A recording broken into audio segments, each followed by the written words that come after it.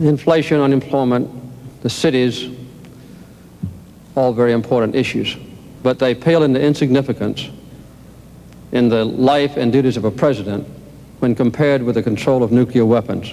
That's the most important single issue in this campaign. I think habitually, Governor Reagan has advocated the injection of military forces into troubled areas. He advocates playing a trump card against the Soviet Union of a nuclear arms race and insisting upon nuclear superiority by our own nation as a predication for negotiation in the future. We must have a consistent foreign policy, a strong America, and a strong economy.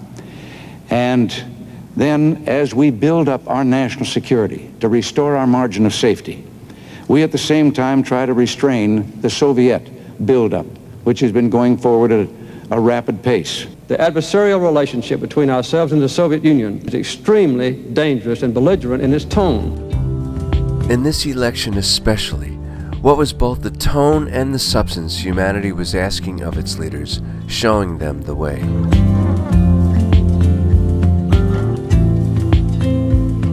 Can we imagine the bravery and personal cost?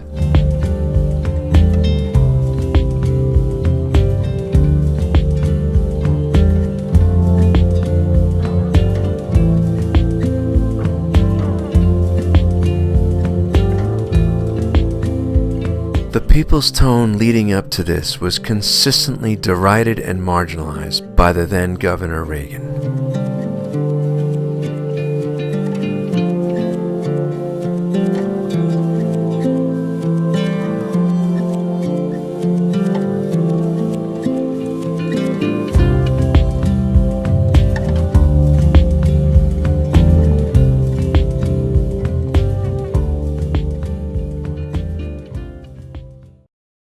Negotiations on their terms because Mr. Carter had canceled the B-1 bomber, delayed the MX, delayed the Trident submarine, delayed the cruise missile, shut down the Minuteman missile production line, and whatever other things that might have been done. The Soviet Union sat at the table knowing that we had gone forward with unilateral concessions without any reciprocation from them whatsoever. There is a disturbing pattern in the attitude of Governor Reagan. He has never supported any of those arms control agreements.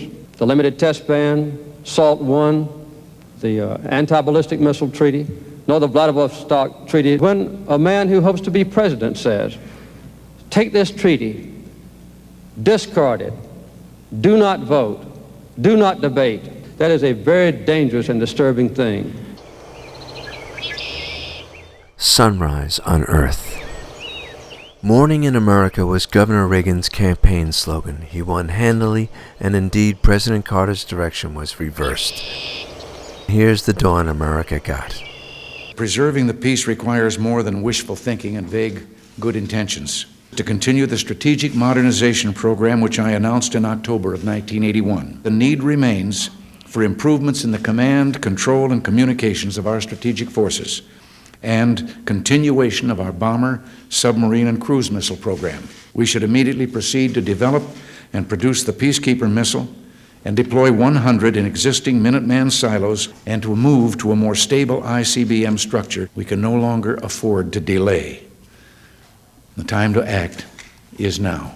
Reagan took the presidency, and for the next several years, both our bravado and our nuclear weapons producers would get a green light.